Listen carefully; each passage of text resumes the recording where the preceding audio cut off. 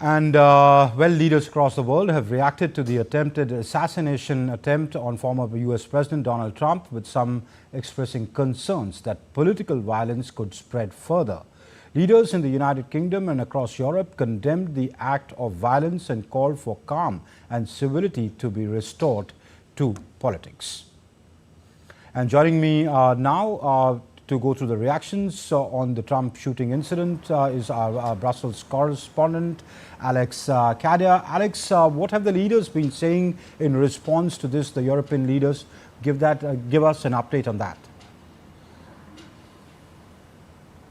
Well, they've been united in their condemnation of the attack. Without question, that's been across the European Union, the United Kingdom. We heard Ursula von der Leyen, the President of the European Commission, that building behind me here in Brussels, saying she was deeply shocked by the attack, wishing the former president a speedy recovery and saying that political violence has no place in our democracies. A similar message from Keir Starmer, the new Prime Minister of the United Kingdom, saying he was appalled by the shocking scenes and that political violence in any form has no place in our societies. We heard similar messages from French President Emmanuel Macron and from the NATO Secretary General Jens Stoltenberg, also here in Brussels. They were united very quickly in their condemnation of the attacks, making it clear that political violence in any form has no place in democracies and in the democratic process. We've seen the reaction from the United States. We've seen Joe Biden calling Americans to cool things down. That is also the message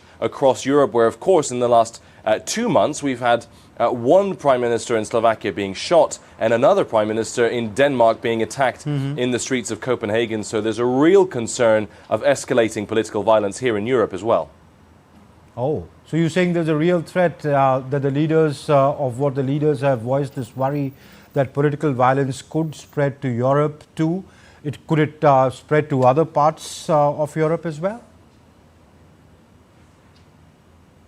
Well, there's a concern that it could. As I said, Robert Fico, the Slovak Prime Minister, just 2 months ago was shot in public at point-blank range when he was shaking hands with people having just left a cabinet meeting. He himself said that the Trump shooting is a carbon copy of the script, saying that Trump's political opponents are trying to shut him down, although we still don't know the motivations behind the shooting. The far-right leader in the Netherlands, Geert Wilders, who's been under police protection for decades now in the Netherlands for fear of attack, said that what happened to Trump in the US could happen in the Netherlands. And finally, Giorgia Meloni, the Italian Prime Minister, saying that this attack was a warning to everyone that we must restore dignity and honor to politics. There is a fear that what happened in the United States, polarized politics, divisive politics, divided politics, could lead to individuals taking violent acts against their leaders. We've seen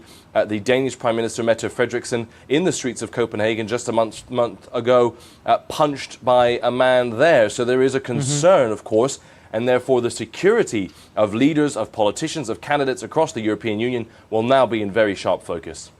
Okay. Hope some sane sense prevails in Europe. Thank you, Alex Kadia, for joining us from Brussels for the moment.